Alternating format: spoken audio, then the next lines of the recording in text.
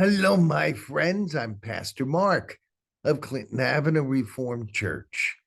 And we have a new series of Bible stories for kids just your age and kids of any age. Today, we're going to be talking about our first Advent Christmas power couple. All through this time of year, these 4 weeks before Christmas, as well as Christmas and the week after, we'll be talking about some power couples who made a big difference in God's kingdom. Today, I want to start off introducing someone you've already heard about, I'm sure. That's Mary. Mary, of course, is in every manger all over the place. Mary ultimately was Jesus' mama. But Mary wasn't born a grown up. She was born just like any other baby. Who were her parents? Who taught her to be so faithful that she was willing to do the hard task of being Jesus' mother? Her parents' names were Anne and Jehoiakim, and very, very little is written about them in the Bible, but we do have some early church stories. Some were written down, some were told as oral stories. Mary's parents, Anne and Jehoiakim, actually didn't always live in Nazareth. Now, Nazareth, where Mary grew up, was way up north. But Anne and Jehoiakim actually were from the town of Bethlehem, which is down south in Israel. It's very, very near the capital of Jerusalem. Anne and Jehoiakim were a married couple.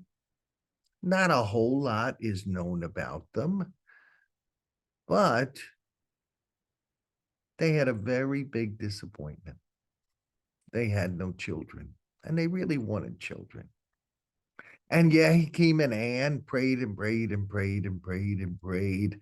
And they went to the temple to pray. And they said, God, if you'll give us a child, we will dedicate the child to you.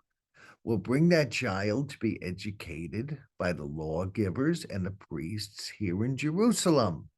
Please do this for us, God. And God made Anne get pregnant. She was very, very happy. And when the child, baby Mary, she wasn't quite this big then. When Mary was a little baby, her parents, Anne and Jehoiakim, took her to the temple. She was educated by the priests and the lawmakers. And when she'd finished her studies, she was a young teen. She went back to live with her mom and dad in the town of Nazareth. And that's where she got engaged to Joseph later on. So why? Why was she so willing to do God's work? Probably because her parents dedicated her to God. She received a good religious education. I hope your parents teach you all about God. I hope your parents have dedicated you to God so that you'll be willing and ready and able to do whatever it is God asks you to do for the kingdom. I hope so. Now, if not, but you still want to please God, you can always study on your own. Learn about Jesus. Who knows? He might have a big job for you to do someday. But Mary's parents, they're barely known. But Mary would not have been the faithful lady she was without their influence. Jehoiakim and Anne, almost unknown characters, but very important power couple. They did what was right to do. So they're not in the Christmas story at all, are they? Where did they go? We don't know ultimately where Yahakim went.